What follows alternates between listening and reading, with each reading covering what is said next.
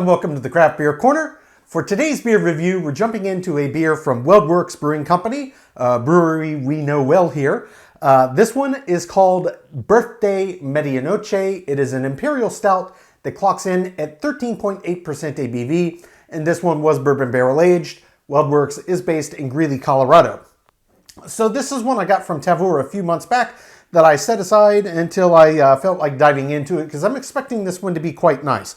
Indeed, they do give us a little bit of a description on the back and what they did with it. Old Forster barrels, filled in June of 2010, aged for 10 years. Then it commemorated their 150th anniversary and let it rest for 20 months. A very limited amount of these barrels to go around. They suggest that the beer that was aged in these barrels gives off notes of honey drizzled baklava, chocolate, sugar cookies, cinnamon mocha latte, and yellow cake batter. So that's a lot of interesting nuance to just be imparting by a barrel. It doesn't look like they did any other additives. I didn't see anything mentioning about lactose, so I'm expecting this to be a rich beer, but we will find out once we get into it. So, label art. This one's very cool. It's got this kind of purple and turquoise theme. Camera light might be reflecting off, but it has a dark purple background with a moon in the middle. Kind of set the tone for Medianoche. So we're just going to get this cracked and poured right in the old stout glass here. Oh, that is super dark, super thick. I'm going to have to try to glug this a little bit. It's going to make a bit of a mess on my table, but I want to give it a chance to form a head. No, this is as thick as molasses, guys.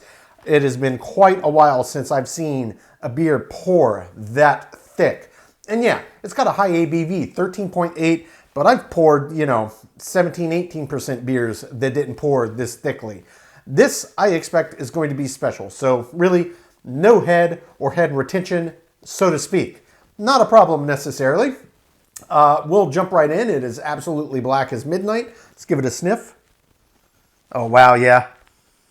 Good Lord, that smells amazing.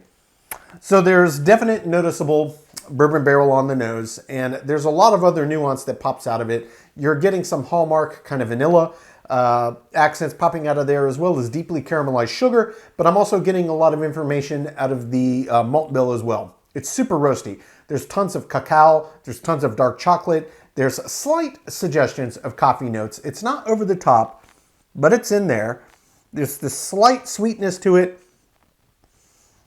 clearly pairing off of kind of that bourbon intensity, but it smells very rich and very roasty. Indeed, this thick and this dark and pitch black, I'm expecting this to be a very big beer here, guys. So without further ado, we're just going to jump right in and see what it's about.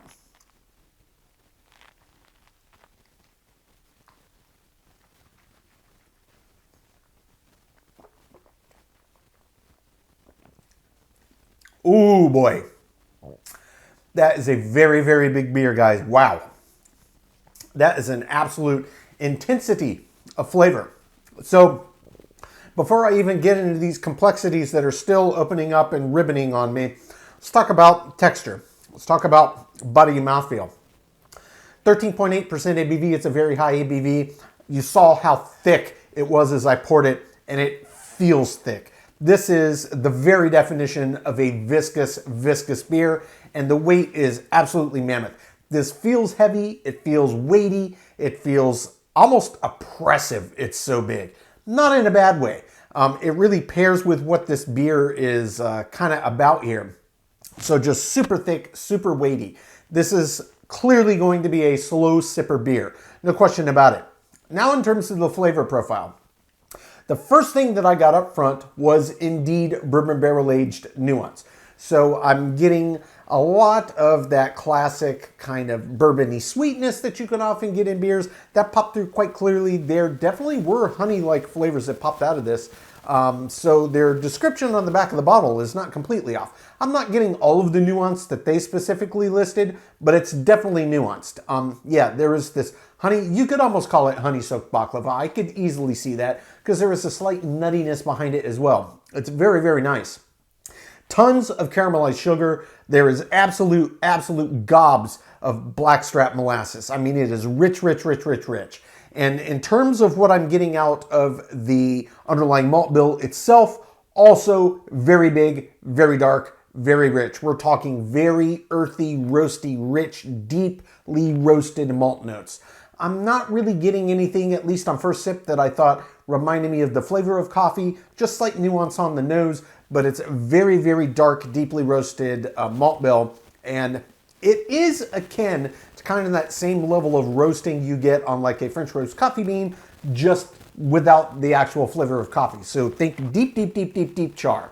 Deep roast. Very, very deep. So, a lot to process. There's a lot of layers of nuance here. I'm going to jump back in for a second sip, let everything re-intensify. We'll pick it apart, make sure I didn't miss anything as per usual. Then we will talk about the balance and the finish. Absolutely great beer. Big beer. Big, big beer.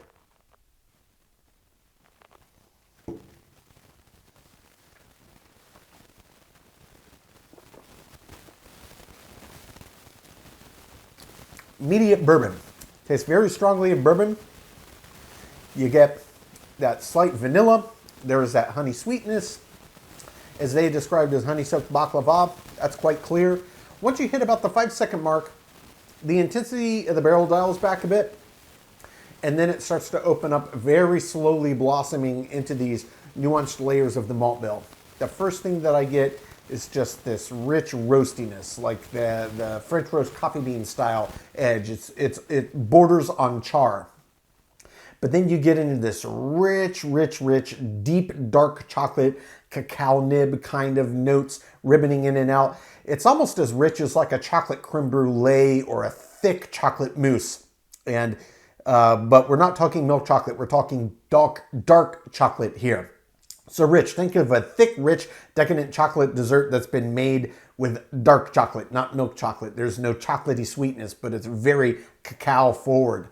Underneath that, there's a constant ebbing and flowing of these subtle honey sweet notes and these vanilla notes that popped out of the bourbon barrel aging side of the equation, and tons of that underlying richness from the malt bill really put me in mind of rich blackstrap molasses. That's really what I'm getting. So those are kind of the main flavors that I'm getting in here.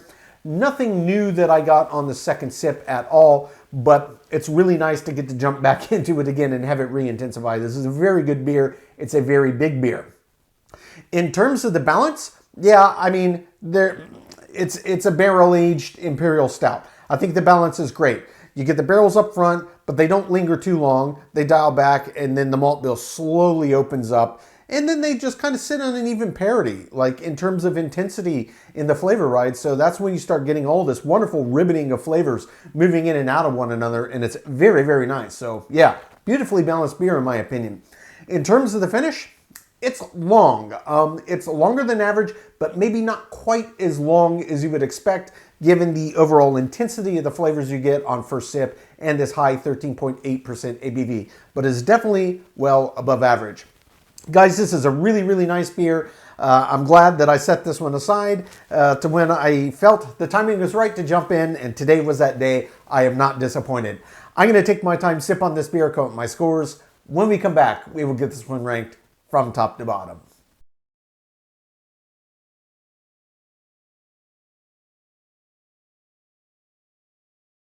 All right, now that we've gotten to enjoy this beer, we're going to get it ranked.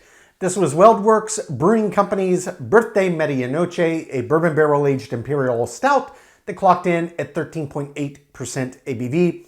Weldworks is based in Greeley, Colorado. So this was a big beer. I had set this one aside because I thought that it would be a very nice special stout that I wanted to grab when the mood really hit me. Today was that day, and I was not disappointed. This beer had a lot going for it. But it did lose some points in a few categories, so we're going to go through the list and just hit the ones where it did lose points. The very first was taste. Now, you might be surprised by that. In general, I really, really did like the flavor profile of this beer. However, I was kind of expecting just a bit more layering to it, and not to say that it wasn't extremely well layered and nuanced. I was just expecting just a little bit more, considering how thick it poured. Maybe that was just that part of my brain saying, wow, this is just going to be a monster. And yes, it was a big, big beer. And it tasted fantastic. I was just expecting maybe just a little bit more of a dollop of je ne sais quoi, as it were. But as it were, I only took 1 point off for taste. I did give it a 9 out of 10. The second category that did not get a perfect score was the finish. The finish on this was definitely long. It was absolutely above average, but it wasn't as long as I expected given the ABV range and the intensity of flavor. But again, still well above average. The finish did get an 8 out of 10. Now for possibly the first beer I've ever done this on, but the head and the retention, it didn't form one. It didn't even try, guys. It's possibly, I think, the first 0 I've ever given in a category on any beer I've reviewed to date. Not necessarily a knock to it. It is what it is. Obviously, I had this one set aside for a while. There could have been some slow air escaping out of the cap. It is what it is. It's a natural product. These things happen, but it didn't form one. It didn't try to form one. I have to rate it how I experience it. Head and retention does get a 0. Moving on to the final 2 categories that did not get a perfect score. That is my subjective thoughts category, feeling/intangible. In general, I really liked this beer, but it was just not quite as spectacular as some others I've had. And again, that's not a knock on the beer. This is a very good beer. I would absolutely recommend it. If you're a big, bold stout fan, there was just some element that was missing for me personally compared to many of the other big stouts I've had to date. I only docked 1 point though. I did give it a 9 subjectively. And finally, example of style. So, this beer only lost a couple points in a couple categories with the exception of head and retention. Look, it is what it is. Any myriad reasons that could have happened, but in general, this is a very, very well done Imperial Stout, and I do think that it deserves to be credited where credit is due. I only docked 1 point here as an example of the style, so it does get a 9 out of 10, which does leave a total score for Weldworks Brewing Company's birthday Medianoche as an 85 out of 100. So yeah, still well above average, guys. I know often it sounds like I'm nitpicking here, and I really have to. That's my job here. I have to honestly rate my experience. And look, if we take head and retention out of the equation, pretend it poured a perfect head. That would be 10 points more, so it would have secured a 95 versus an 85. So really, we're splitting hairs. The fact remains this was a very, very good beer. I set it aside for a reason. I am not mad about what I experienced. And if you can find this and you're also a big, bold, in-your-face stout fan, I think this is one that is well worth time seeking out. Folks, that is today's review. As always, I do sincerely appreciate you tuning in today. Please don't forget to like, comment, and subscribe. If you want to stay in the loop when our videos go live, just turn on your notifications, hit the bell icon. It is right next to the subscribe button. Until next time, keep it beer, keep it craft. We'll see you on the next one. Cheers.